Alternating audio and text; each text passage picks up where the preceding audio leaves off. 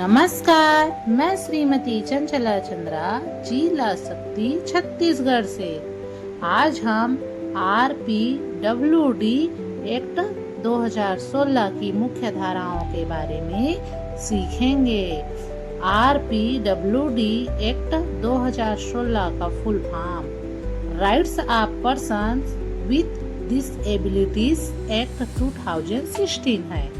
यह भारतीय संविधान के अनुच्छेद 253 के आधार पर दिव्यांग व्यक्तियों के अधिकार अधिनियम 2016 के द्वारा भारत सरकार द्वारा पारित एक महत्वपूर्ण कानून है, जिसका उद्देश्य दिव्यांग व्यक्तियों को समानता का अधिकार, अवसर और समाज में सम्मानजनक जीवन यापन सुनिश्चित करना है।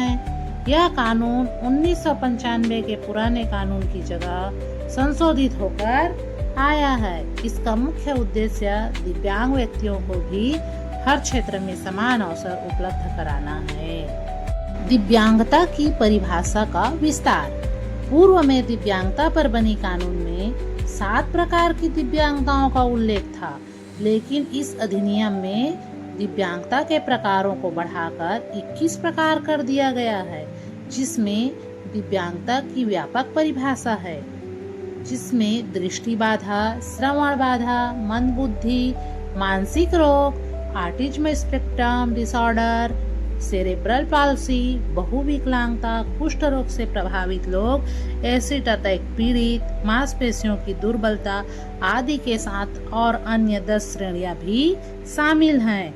इसमें 3 प्रकार के रक्त संबंधी विकारों को भी शामिल किया गया है, जिसमें हीमोफीलिया, सिकल सेल्स और थैलोसीमिया को भी आरक्षण प्रदान किया गया है।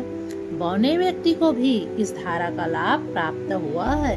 इसके अनुसार रोजगार में आरक्षण को पहले से 1% बढ़ाकर 3 से 4% कर दिया गया है। अधिकार और लाभ। इस धारा के अंतर्गत दिव्यांग व्यक्तियों के शिक्षा, स्वास्थ्य, रोजगार, राजनैतिक भागीदारी, सामाजिक सुरक्षा और जीवन की गुणवत्ता में सुधार लाना है।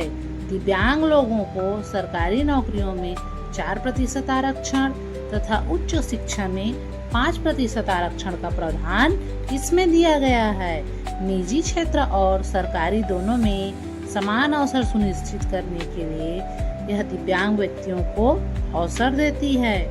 इसके द्वारा दिव्यांग व्यक्तियों को बैरियर फ्री वातावरण अर्थात बाधा मुक्त बनाने का प्रावधान है। इसके द्वारा शासकीय और निजी दोनों क्षेत्रों में रोजगार का आरक्षण का प्रावधान है। दिव्यांगों की समुचित शिक्षा के लिए 6 से 18 आयु वर्ग के बच्चों को मुक्त शिक्षा का अधिकार भी वर्णित है।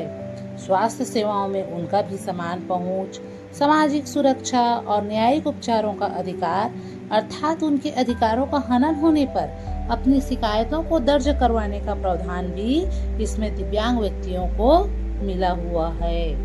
विशेष सुविधाएं और संरक्षण। दुर्व्यवहार, भेदभाव या शोषण से सुरक्षा इससे प्राप्त होता है। इसके अनुसार यदि कोई व्यक्ति किसी दिव्यांग को सार्वजनिक रूप से अपमानित करे या किसी भी तरह का कोई संकेत करे तो उसे दंड में जेल का भी प्रावधान है। सरकारी और निजी भवनों को दिव्यांग जनों की सुविधा के अनुकूल बनाना अनिवार्य किया गया है। उनके लिए रैंप की व्यवस्था होनी चाहिए। पब्लिक ट्रांसपोर्ट में उनकी सुगमता का ध्यान रखा गया है। उनके लिए सीटें आरक्षित रखी जाती हैं। हर सरकारी विभाग में नोडल ऑफिसर की नियुक्ति की गई है, जो दिव्यांगों से संबंधित किसी प्रकार की भी शिकायत होने का तुरंत समाधान करती है। तेजाब द्वारा किए गए हमलों से प्रताड़ित लोगों का भी इसमें उल्लेख किया गया है। पिछले कुछ समय में अनेक लड़कियां और महिलाएं इसका शिकार हुई हैं, जो अपनी जिंदगी जीने की उम्मीद छोड़ देती हैं। उनको फिर से आत्मविश्वास के साथ जीवन जीने के लिए यह धारा सहयोग प्रदान करती है। संस्थागत व्यवस्था। केंद्र और राज्य स्तर पर भी निगरानी समितियां बनाई गई हैं। मुख्य आयुक्त और राज्य आयुक्त की नियुक्ति भी की गई है, जो दिव्यांगों के अधिकारों की निगरानी करती है। राज्य सरकारें भी उनकी मुद्दों से जुड़ी समस्याओं के लिए समिति का गठन करती हैं।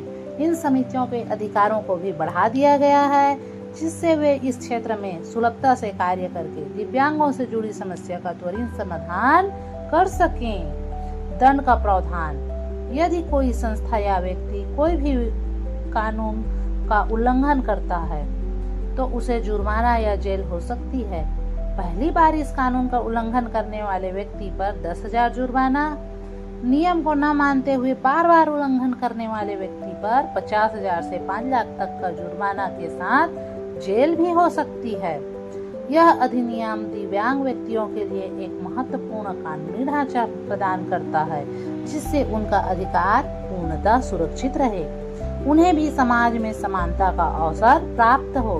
इस अधिनियम के द्वारा दिव्यांगता को समझने तथा उसे स्वीकार करने का दृष्टिकोण भी लोगों को प्राप्त होता है। यह एक महत्वपूर्ण एक्ट है, क्योंकि इससे पहले कोई भी कानून नहीं था जो दिव्यांग लोगों को हर जगह समान अवसर उपलब्ध कराता। इसकी व्यापकता इसकी प्रमुख विशेषता है। लगभग हर क्षेत्र की समस्या से प्रभावित व्यक्तियों के जीवन को सहज और सुलभ बनाने का प्रयास किया गया है। सभी दिव्यांग व्यक्तियों को इस धारा के बारे में जानकारी होनी आवश्यक है, जिससे वे किसी भी प्रकार की समस्या होने पर अपने अधिकारों के लिए लड़ सकें। धन्यवाद।